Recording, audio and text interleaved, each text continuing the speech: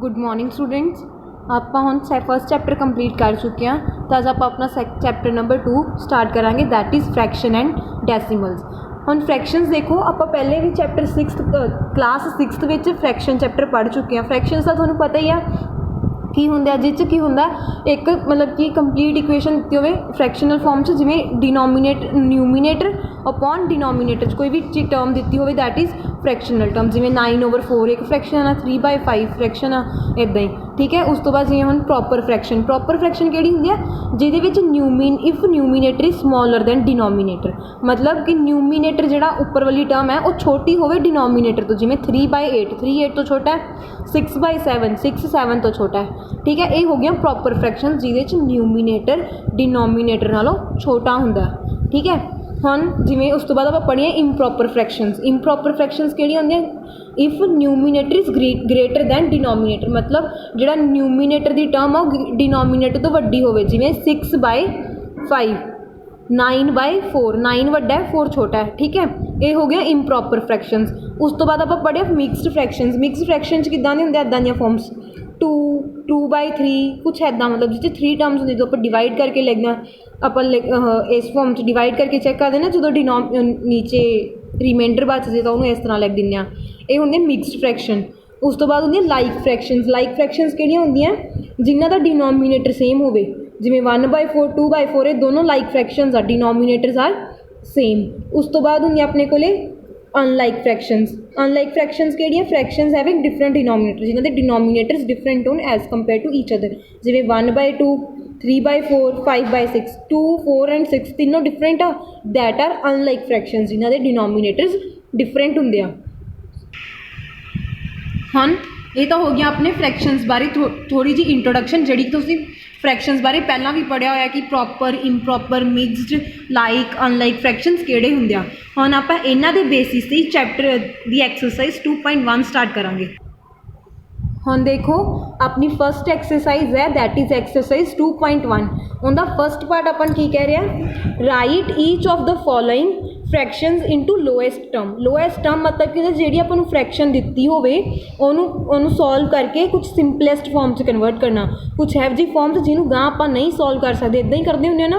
तो आप 6th class में मैथड पढ़िया सी HCF मैथड, आप उही इत्थे लगावांगे, यानी कि 80 जिवें फर्स्ट क्वेश्चन अपने कोले हुण अपने को जिवें फर्स्ट क्वेश्चन है 81/108।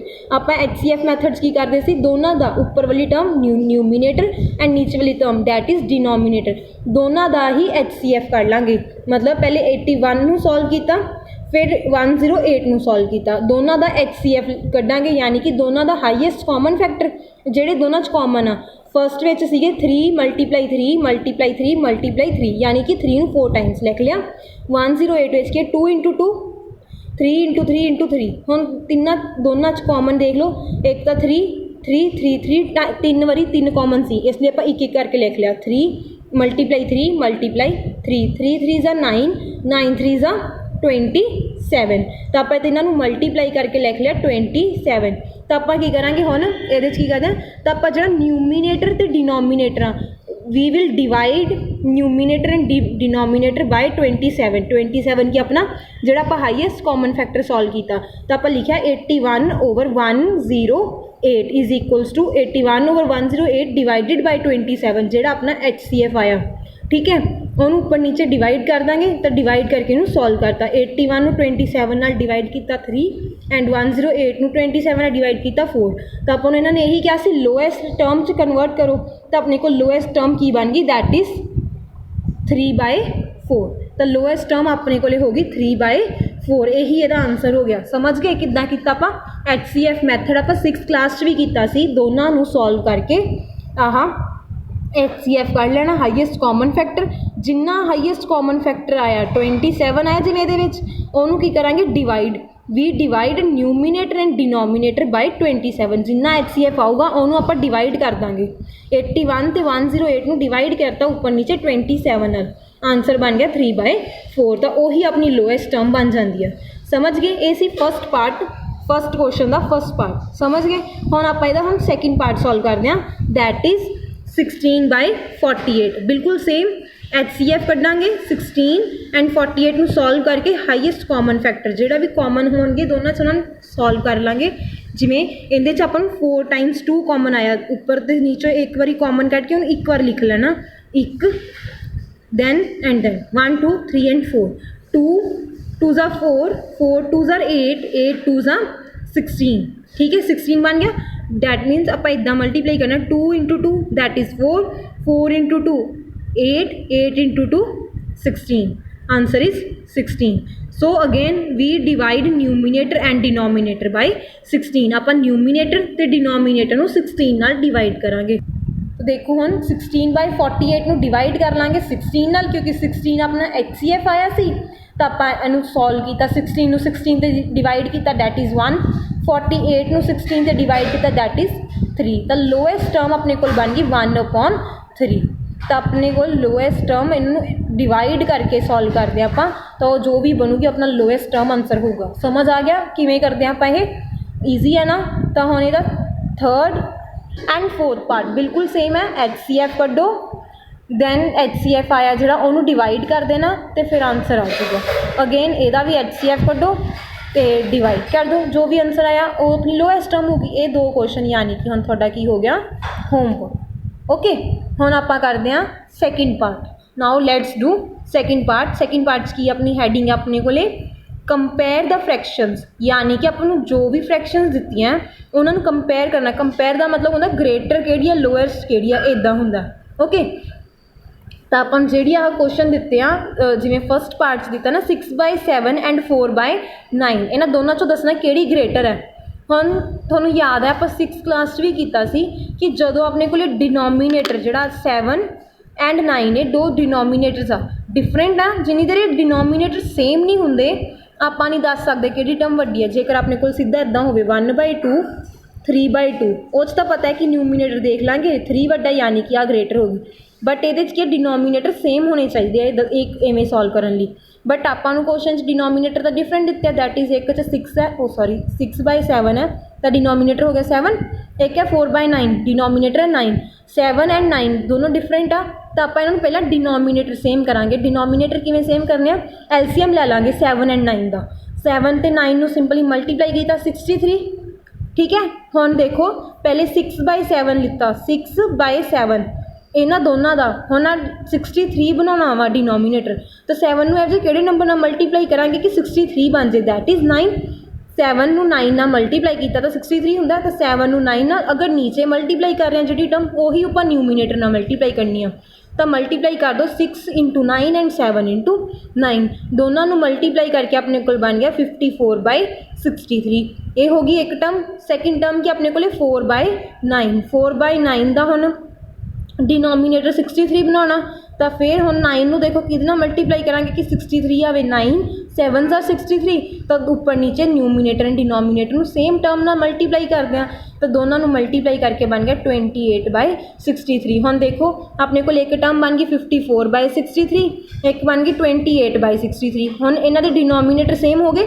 हुण आप उपर वाले न्यूमीनेटर्स देख के दस सकते हैं कि किहड़ी ग्रेटर आ 54 वड्डा हुंदा कि 28 वड्डा दैट इज़ 54 तो आप नीचे वही किया 54/63 एंड 28/63 जो कंपेयर कर लिया 54/63 इज़ ग्रेटर।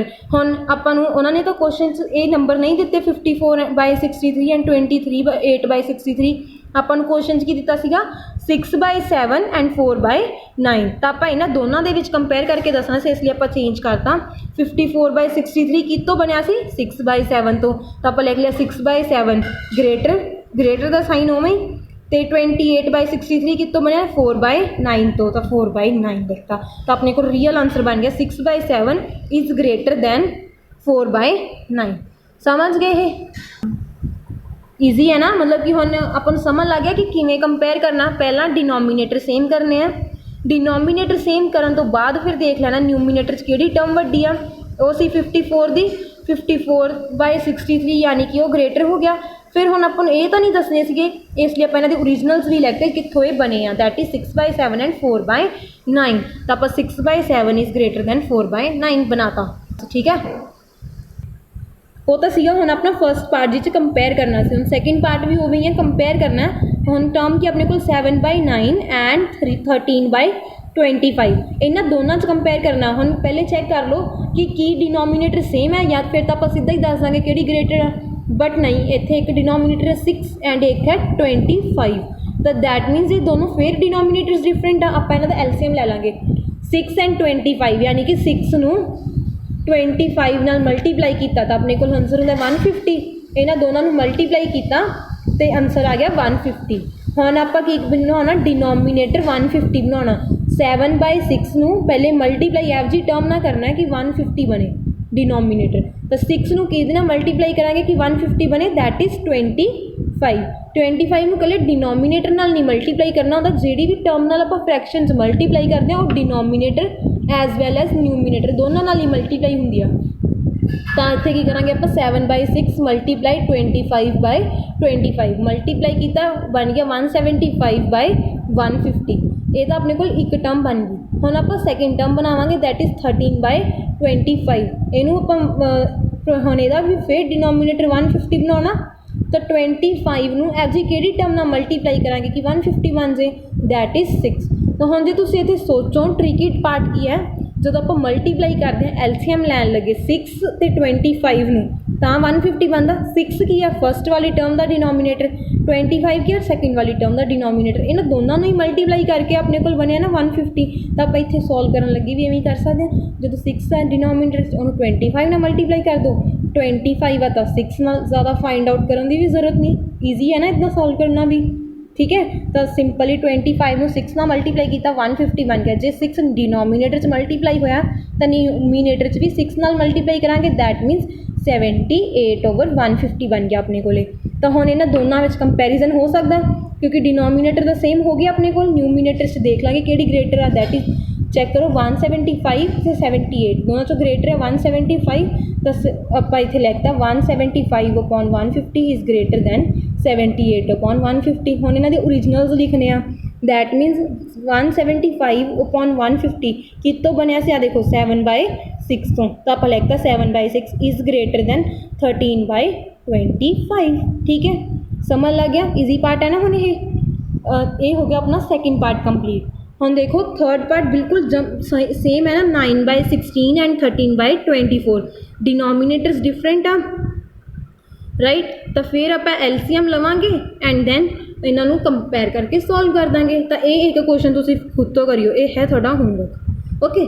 ਹੁਣ ਆਪਾਂ ਇਹਦਾ ਫੋਰਥ ਪਾਰਟ ਦੇਖਦੇ ਹਾਂ। ਫੋਰਥ ਪਾਰਟ 'ਚ ਕੀ ਆ, ਆਪਾਂ ਨੇ ਸਰ ਮਿਕਸਡ ਟਰਮਸ ਦੇਤੀਆਂ 9 1/5 ਐਂਡ 5 1/6। ਹੁਣ ਤੁਹਾਨੂੰ ਯਾਦ ਹੈ ਨਾ ਆਪਾਂ 6th ਕਲਾਸ ਵੀ ਕੀਤਾ ਸੀ ਕਿ ਆਪਾਂ ਮਿਕਸਡ ਫ੍ਰੈਕਸ਼ਨ ਨੂੰ ਡਾਇਰੈਕਟਲੀ ਸੋਲਵ ਨਹੀਂ ਕਰ ਸਕਦੇ।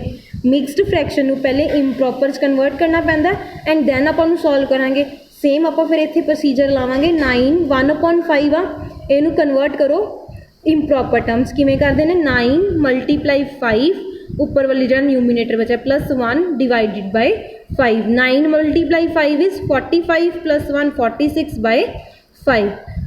ਜਿਹੜੀ ਦੂਸਰੀ ਟਰਮ ਹੈ 5 1/6, ਅਗੇਨ ਇਹਨੂੰ ਇੰਪਰੋਪਰ 'ਚ ਕਨਵਰਟ ਕਰੋ 5 × 6 +1/6। 5 6 ਦਾ 30 +1 ਇਜ਼ 31/6। ਹੁਣ ਇਹ ਦੋਨੋਂ 46/5 ਐਂਡ 31/6 ਇਹ ਕਨਵਰਟ ਹੋ ਗਏ ਇੰਪਰੋਪਰ 'ਚ। ਹੁਣ ਆਪਣੇ ਕੋਲ ਬਣ ਗਏ 46/5 ਐਂਡ 31/6। ਆਪਾਂ ਪਹਿਲੇ ਵੀ ਫਸਟ ਐਂਡ ਸੈਕਿੰਡ ਪਾਰਟ 'ਚ ਸੋਲਵ ਕੀਤਾ ਨਾ ਕਿ ਇਹਨਾਂ ਦੇ ਜੇ ਡਿਨੋਮੀਨੇਟਰਸ ਡਿਫਰੈਂਟ ਆ ਤਾਂ ਐਲਸੀਐਮ ਲੈ ਲਓ, ਉਵੇਂ ਹੀ ਆਪਾਂ ਇਹਨਾਂ ਦਾ ਫਿਰ ਐਲਸੀਐਮ ਲਿੱਤਾ 5 ਐਂਡ 6 ਦਾ। 5 × 6 ਇਜ਼ 30, ਤਾਂ ਆਪਣੇ ਕੋਲ ਬਣ ਗਿਆ 5 ਅਤੇ 6 ਦਾ ਐਲਸੀਐਮ 30। ਉਸ ਤੋਂ ਬਾਅਦ ਦੇਖੋ ਹੁਣ ਆਪਾਂ ਕੀ ਕਰਦੇ ਨਾ, ਡਿਨੋਮੀਨੇਟਰ ਸੇਮ ਉਵੇਂ ਹੀ ਕਰ ਲਓ। 46/5 ਨੂੰ 6 ਨਾਲ ਮਲਟੀਪਲਾਈ ਕੀਤਾ 273/30 ਐਂਡ 31/6 ਨੂੰ ਡਿਨੋਮੀਨੇਟਰ 30 ਬਣਾਉਣ ਲਈ 5 ਨਾਲ ਮਲਟੀਪਲਾਈ ਕੀਤਾ 155/30। ਹੁਣ 273 ਐਂਡ 155 ਚੋਂ ਗ੍ਰੇਟਰ ਕਿਹੜਾ, 273। 273 divided by 30 is greater than 155/30। ਹੁਣ ਇਹਨਾਂ ਦੋਨਾਂ ਦੇ ਓਰੀਜਨਲਸ ਲਿਖ ਦਿਓ। ਆ ਦੇਖੋ 273/30 ਕਿਤੋਂ ਬਣਿਆ ਸੀ, 46/5 ਤੋਂ। 46/5 ਇਜ਼ ਗ੍ਰੇਟਰ ਦੈਨ 31/6। ਬਟ ਇਸ ਵਾਰ ਆਪਾਂ ਨੂੰ ਕੁਐਸਚਨ 'ਚ ਕੀ ਦਿੱਤੇ ਸੀ, ਇੰਪਰੋਪਰ ਟਰਮਸ ਮਿਕਸਡ ਫ੍ਰੈਕਸ਼ਨਸ। ਇੰਪਰੋਪਰ 'ਚ ਤਾਂ ਆਪਾਂ ਖੁਦ ਕਨਵਰਟ ਕੀਤੇ ਸੀ, ਮਿਕਸਡ 'ਚ ਦਿੱਤੇ ਸੀ ਆਪਾਂ, ਫਿਰ ਇਹਨਾਂ ਦੇ ਮਿਕਸਡ ਵੀ ਲਿਖਤੇ ਕਿ ਕੁਐਸਚਨ ਤੁਸੀਂ ਸਾਨੂੰ ਆਹ ਕੁਐਸਚਨ ਦਿੱਤਾ ਸੀ ਅਤੇ ਸਾਡੇ ਅਕੋਰਡਿੰਗ ਆਹ ਗ੍ਰੇਟਰ ਆ ਇਹਦੇ ਤੋਂ। ਸਮਝ ਗਏ? ਠੀਕ ਹੈ ਨਾ। ਹੁਣ ਇਹ ਹੋ ਗਿਆ ਆਪਣਾ ਸੈਕਿੰਡ ਪਾਰਟ ਕੰਪਲੀਟ। ਹੁਣ ਦੇਖੋ ਇਹ ਤਾਂ ਸੀਗਾ ਆਪਣਾ ਸੈਕਿੰਡ ਪਾਰਟ। ਹੁਣ ਆਪਾਂ ਥਰਡ ਪਾਰਟ ਸਟਾਰਟ ਕਰਦੇ ਹਾਂ। Arrange the following fractions in ascending order as well as descending order. मतलब कि ਜਿਹੜੇ ਆਪਾਂ ਨੀਚੇ ਟਰਮਸ ਦਿੱਤੀਆਂ ਉਹਨਾਂ ਨੂੰ ਅਸੈਂਡਿੰਗ ਆਰਡਰ 'ਚ ਵੀ ਕਨਵਰਟ ਕਰਨਾ ਅਤੇ ਡਿਸੈਂਡਿੰਗ ਆਰਡਰ 'ਚ ਵੀ ਕਨਵਰਟ ਕਰਨਾ।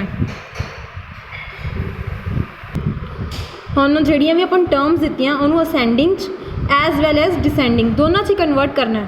ਹੁਣ ਦੇਖੋ ਫਸਟ ਕੁਐਸਚਨ ਕੀ ਦਿੱਤਾ ਆਪਾਂ ਨੂੰ 4/5 6/10 16/35 ਐਂਡ 9/14। ਹੁਣ ਅਗੇਨ ਆਪਾਂ ਨੂੰ ਪਤਾ ਹੈ ਕਿ ਜੇਕਰ ਤਾਂ ਡਿਨੋਮੀਨੇਟਰ ਸੇਮ ਹੋਣ 1/2 3/2 4/2 7/2 2 ਡਿਨੋਮੀਨੇਟਰ ਸੇਮ ਹੈ ਤਾਂ ਆਪਾਂ ਇਹਨੂੰ ਸਿੰਪਲੀ ਦੱਸ ਸਕਦੇ ਹਾਂ ਕਿਹੜਾ ਗ੍ਰੇਟਰ ਹੈ ਕਿਹੜਾ ਸਮੋਲਰ ਹੈ। ਬਟ ਹੁਣ ਆਪਣੇ ਕੋਲ ਅਗੇਨ ਡਿਨੋਮੀਨੇਟਰਸ ਆਰ ਡਿਫਰੈਂਟ ਤਾਂ ਆਪਾਂ ਕੰਪੇਅਰ ਨਹੀਂ ਕਰ ਸਕਦੇ ਇਹਨਾਂ 'ਚ ਕਿ ਕਿਹੜਾ ਗ੍ਰੇਟ ਅਸੈਂਡਿੰਗ ਆਰਡਰ 'ਚ ਕਿਵੇਂ ਅਰੇਂਜ ਕਰਾਂਗੇ, ਕਿਹੜਾ ਗ੍ਰੇਟਰ ਹੈ ਅਤੇ ਕਿਹੜਾ ਸਮੋਲਰ ਹੈ। ਆਪਾਂ ਸੈਕਿੰਡ ਪਾਰਟ 'ਚ ਵੀ ਕੰਪੇਅਰ ਕਰਕੇ ਦੱਸਣਾ ਸੀ ਜਦੋਂ ਗ੍ਰੇਟਰ ਸਮੋਲਰ, ਉਦੋਂ ਵੀ ਆਪਾਂ ਪਹਿਲੇ ਐਲਸੀਐਮ ਲਿਆ ਸੀ। ਹੁਣ ਵੀ ਆਪਾਂ ਕੀ ਕਰਾਂਗੇ, ਪਹਿਲੇ ਐਲਸੀਐਮ ਲਵਾਂਗੇ 5 10 35 ਐਂਡ 14 ਦਾ, ਯਾਨੀ ਕਿ ਡਿਨੋਮੀਨੇਟਰਸ ਦਾ ਐਲਸੀਐਮ ਲੈਣਾ।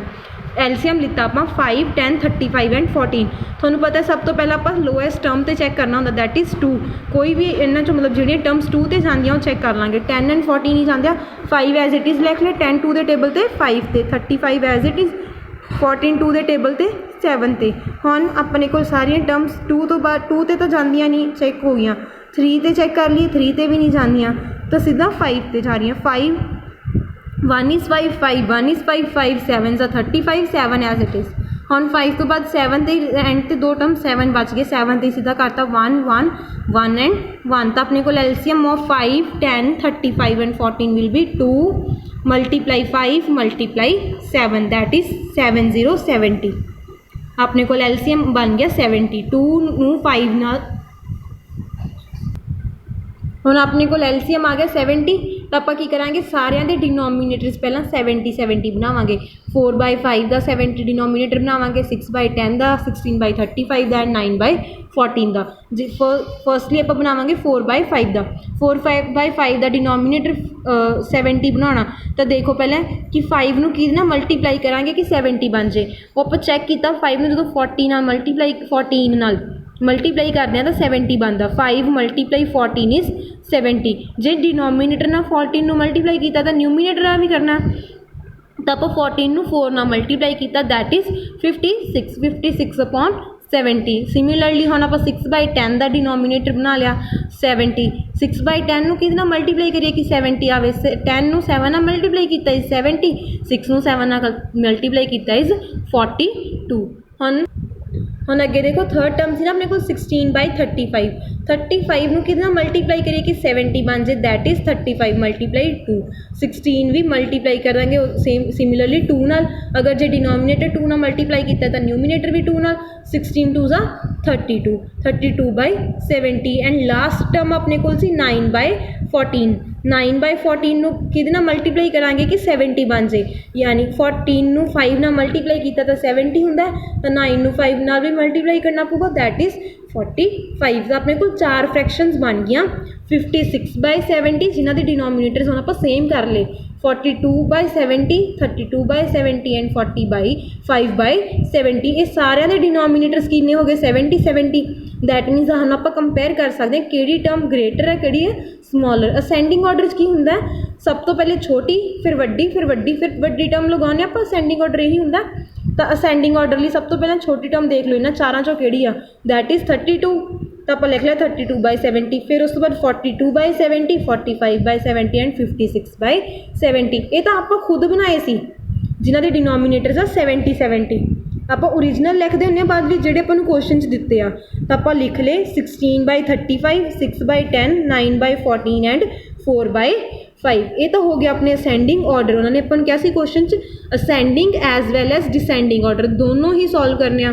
ਤਾਂ ਹੁਣ ਡਿਸੈਂਡਿੰਗ 'ਚ ਕੀ ਹੁੰਦਾ, ਪਹਿਲਾਂ ਸਭ ਤੋਂ ਵੱਡਾ ਫਿਰ ਛੋਟਾ ਫਿਰ ਛੋਟਾ ਫਿਰ ਛੋਟਾ। ਤਾਂ ਆਪਾਂ ਉਵੇਂ ਹੀ ਕੀਤਾ 56/70 45/70 42/70 ਐਂਡ 32/70। ਹੁਣ ਤਾਂ ਇਹ ਸੀ ਜਿਹੜੇ ਆਪਾਂ ਬਣਾਏ ਸੀਗੇ 70 डिनोमीनेटर सेम करके ओरिजिनल्स लिखने होंगे जो अपन क्वेश्चन गिवन सी तो आप लिखते 56/70 कितों बनया सी 4/5 तो सिमिलरली 45/70 कितों बनया सी 9/14 तो 42/70 6/10 32/70 16/35 ये हो गया असेंडिंग ऑर्डर। उन्होंने अपने यही कहा ascending as well as descending order लिख के दो। ये सी अपना सैकेंड क्वेश्चन थर्ड पार्ट का सॉरी फर्स्ट क्वेश्चन सी सारा का सारा। ਹੁਣ ਇਹ ਤੁਸੀਂ 6th ਕਲਾਸ ਵੀ ਯਾਦ ਹੋਵੇਗਾ ਕਿ ਕੀਤਾ ਹੋਇਆ ascending order and descending order ਵਾਲੇ ਸੈਕਿੰਡ ਥਰਡ ਐਂਡ ਫੋਰਥ तीनों पार्ट्स खुद तो सॉल्व करके देखियो कि अपना क्योंकि ये जी एक्सरसाइज है ना सिर्फ प्रैक्टिस लिए एक्सरसाइज आ 6th चैप्टर वाली सारी रिपीट एक्सरसाइज है ताकि थोड़ा याद हो जाए तुसी की 6th क्लास वाली की सेम एक्सरसाइज है ताकि थोड़ा याद हो कि आप की पढ़िया सी राइट। तो आप इसलिए रिवीजन ही कर रहे हैं अपना 6th क्लास वाला सिलेबस इसलिए second third and fourth part easily तुसी कर सकते हो इट्स योर होमवर्क। हम आप शिफ्ट करते हैं फोर्थ पार्ट ते ये तो हो गया थर्ड पार्ट ठीक है। थर्ड पार्ट होने तो बाद हम आप चलते हैं फोर्थ पार्ट ते। फोर्थ पार्ट की अपने को find the sum. Find the sum मतलब होंगे ऐड यानी कि जो क्वेश्चन आपको दिता होगा उन्होंने ऐड सब मतलब कि एडिशन सॉल्व करनी होगी उन्होंने ठीक है। तो देखो फर्स्ट सम की अपने को 7/12 प्लस 2 1/9। हाँ देखो फर्स्ट टर्म तो ठीक है ये है प्रॉपर फ्रैक्शन 7/12 पर 2 1/9 is mixed fraction. Mixed fraction आप क्वेश्चन नहीं सॉल्व करते इसलिए आप पहले सॉल्व कर लेंगे 7/12 as it is plus 2 × 9 plus 1 divided by 9 7/12 as it is 2 9 2 18 plus 1 is 19/9। हम आपन याद है आप ऐड भी नहीं कर सकते जिनके डिनोमीनेटर सेम ना हो तो ऐड करने लिए अपन डिनोमीनेटर सेम होना जरूरी है। तो आप फिर एलसीएम लिया दोनों का 12 एंड 9 का सी 2 के टेबल से चैक किया पहला 12 में 6 2 6 12 9 एज इट इज़ अगैन 2 के टेबल से 6 जाता 3 तो 9 एज इट इज़ क्योंकि 2 के टेबल से 9 नहीं जाता। तो फिर हम 3 के टेबल से 3 1 इज़ 3 एंड 3 3 9 3 के टेबल से अगैन 1 एंड 1 तो अपने को एलसीएम आ गया 12 एलसीएम ऑफ 12 एंड 9 इज़ 2 × 2 × 3 × 3 2 2 4 4 3 12 12 3 36। हम इन्हों मल्टीप्लाई करके अपने को एलसीएम कितना बन गया दैट इज़ 36 आ गया। एलसीएम जिन्ना अपने को आता है तो आप डिनोमीनेटर भी उन्ना ही बनाते हैं याद है ना। तो अपने को सी टर्म 7/12 हम ये की करना डिनोमीनेटर अपने को 36 बनाना है तो 12 में कि मल्टीप्लाई करा कि 36 बन जाए दैट इज़ 3 12 × 3 इज़ 36। तो जे डिनोमीनेटर में 3 मल्टीप्लाई किया न्यूमीनेटर में भी 3 मल्टीप्लाई करा 7 3 21 तो फर्स्ट टर्म बन गई 21/36। तो उस तो बाद देखो सैकेंड टर्म अपने को दी है ना 19/9 19/9 भी 36 डिनोमीनेटर से कन्वर्ट करना है तो अपन 9 कि मल्टीप्लाई करिए कि 36 बन जाए दैट इज़ 9 × 4 इज़ 36। ऊपर नीचे दोनों 4 ना मल्टीप्लाई किया न्यूमीनेटर एंड डिनोमीनेटर दैट मीनस अपने को बन गया 76/36।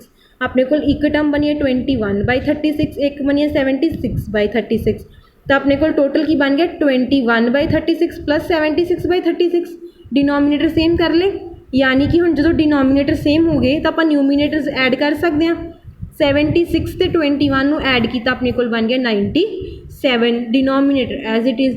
हम ये तो अपने को बन गया 97/36। हम आप बाद विच की करांगे मिक्सड फ्रैक्शन कन्वर्ट कर लाँगे। मिक्सड फ्रैक्शन कन्वर्ट करने लिए 36 डिवाइडेड बाय 97। हम देखो 36 ਨੂੰ ਆਪਾਂ 2 ਤੇ चेक कर लाँगे कि 36 ਦੇ ਨਾਲ 97 36 ਦੇ ਟੇਬਲ ਤੇ ਕਿਤੇ ਆਉਂਦਾ ਵੇ कि नहीं 6 2 12 3 2 6 and 7 72। 36 ਨੂੰ हम 3 ਤੇ ਵੀ चेक कर लिए 6 3 18 3 9 and 1 10 108 तो 97 तो वड्डा हो गया 108 72 इज स्मॉलर तो आप स्मॉलर वाली टर्म ले लें 36 × 2 इज 72 तो इन्हें दोनों सबट्रैक्ट किया अपने को आंसर बन गया 25 दोनों सबट्रैक्ट करके 25 बन गया। तो आप मिक्स फ्रैक्शन किमें लिख दें क्वोशेंट पहले फिर रिमाइंडर एंड दैन डिवाइसर। तो अपने को बन जूगी मिक्स टर्म 225/36। हम देखो ये हो गया अपने को सारे का सारा फर्स्ट आंसर कंप्लीट। ये अपने को क्वेश्चन से ना 7/12 + 2 1/9 इन्होंने दोनों को ऐड करना सी। पहले आप मिक्सड फ्रैक्शन जो इंप्रॉपर्स कन्वर्ट किया, फिर देखा डिनोमीनेटर डिफरेंट सी तो डिनोमीनेटर ठीक किए, मतलब कि एलसीएम लिया तो डिनोमीनेटर अपने को एलसीएम आ गया 36, यानी कि फिर आप इन्हों की करेंगे डिनोमीनेटर्स 36 बनाए। दोनों जो डिनोमीनेटर 36 बन गए तो दोनों ऐड किया, ऐड करके अपने को बनया 97/36। 97/36 बाद विच आपां मिक्सड फ्रैक्शन कन्वर्ट करके अपना आंसर फाइंड आउट करता। ठीक है, समझ गए। ये सीगा अपने को 4th पार्ट का फर्स्ट सम। हुण 2nd 3rd एंड 4th सम बिल्कुल सेम है। देखो सैकेंड क्वेश्चन की स्टेटमेंट 3 1/4 + 2 2/5। हुण तुसी दोनों ही मिक्स फ्रैक्शन पहला इनू की करांगे इंप्रॉपर्स कन्वर्ट करांगे, दैन डिनोमीनेटर सेम करन लई एलसीएम लवांगे, दैन डिनोमीनेटर सेम करके ऐड कर देंगे। समझे। सैकेंड तो बाद 3rd पार्ट इंप्रॉपर च ही गिवन है। इंप्रॉपर च गिवन है, यानी कि आपां नूं इस बार इन्हां नूं इंप्रॉपर्स कन्वर्ट तो करन दी लोड़ ही नहीं, सीधा डिनोमीनेटर सेम करन लई एलसीएम लवांगे एंड दैन सॉल्व कर देंगे। ईजी है ना। 4th पार्ट भी बिल्कुल सेम है, तो ये तुसीं खुद तो ही सॉल्व करने आ तीनों क्वेश्चन। ठीक है, ये हो गया होमवर्क थोड़ा। इस तो बाद है देखो 5th एंड 6th क्वेश्चन ऐसे ही आ वाले दो 5th एंड 6th पार्ट। ये 4th क्वेश्चन दे ही है, ये भी सेम है ना। इंप्रॉपर्स दिते हैं एलसीएम लो सॉल्व कर दो, ये भी इंप्रॉपर्स दिते हैं एलसीएम कर लो तो सॉल्व कर दो। ये भी थोड़े 2 क्वेश्चन थोड़े होमवर्क चाहिए, यानी थोड़े को टोटल 4th पार्ट दे आह 3 ते आह 2 क्वेश्चन होमवर्क लिया। ओके,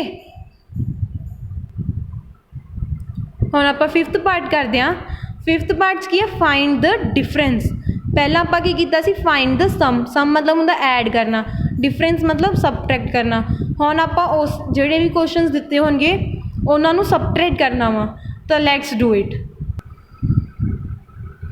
देखो क्वेश्चन की हैडिंग क्या, फाइंड द डिफरेंस। डिफरेंस मतलब सबट्रैक्शन। जिहड़ा भी अपन क्वेश्चन दिता हुण इन्हां नूं आपां सबट्रैक्ट करना। जिवें फर्स्ट पार्ट है अपने को 8/15 - 2/20।